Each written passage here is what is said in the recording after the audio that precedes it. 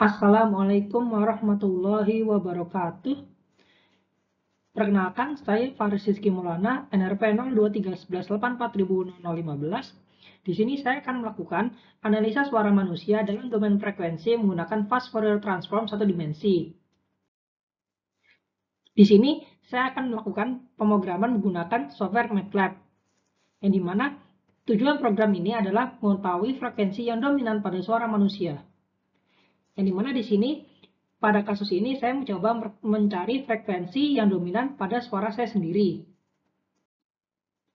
Yang pertama adalah dari codingan MATLAB ini yang bisa dilihat adalah pertama adalah masukkan suara yang akan dianalisa.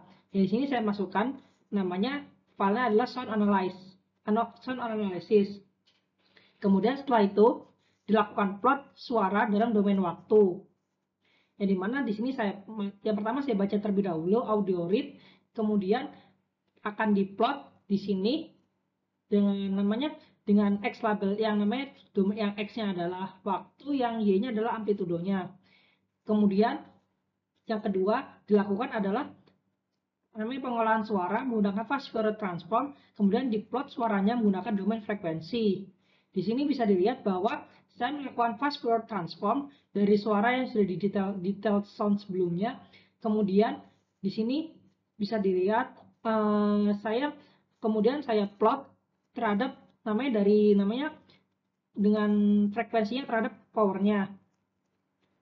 Dimana untuk apabila saya sudah simulasikan, bisa dilihat di sini hasil simulasinya bahwa untuk suaranya yang saya rekam selama kurang lebih mendekati 4 detik, untuk di domain frekuensi di sini bisa dilihat bahwa untuk suara saya, pada saat saya mencoba ngomong di sini, memiliki frekuensi sekitar 616,699 Hz.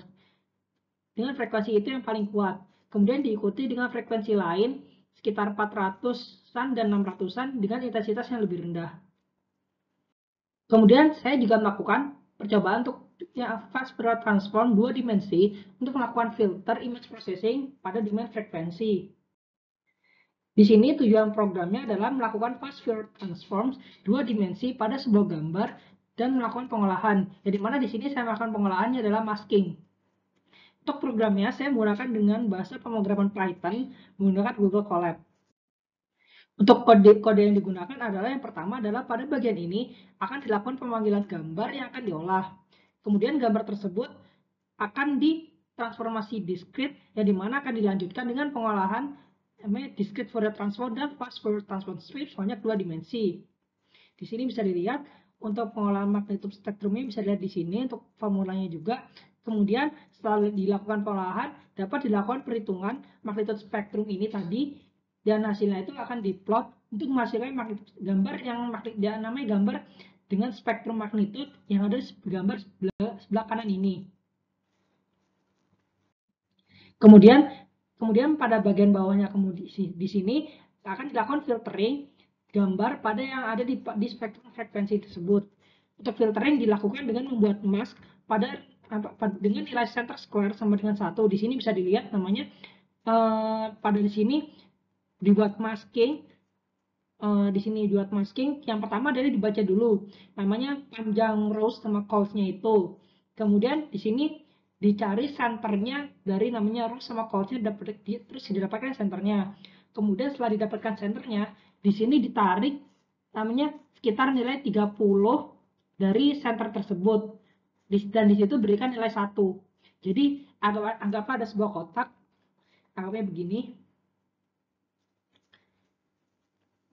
Kemudian nilai tengahnya udah tahu di sini. Lalu di sini ditarik 30.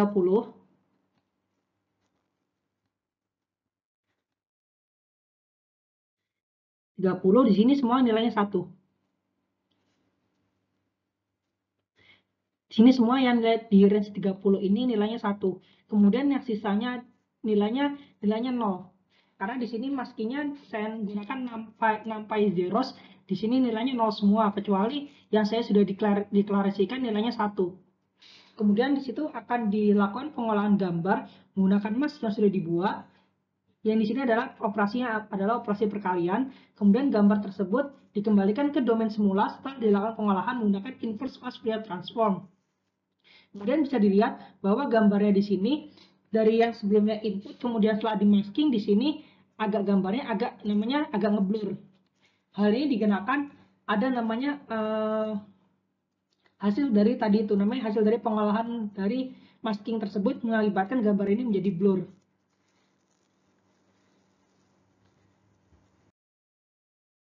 Sekian dari presentasi saya. Apabila ada kesalahan mohon dimaafkan dikarenakan saya juga masih belajar. Wassalamualaikum warahmatullahi wabarakatuh.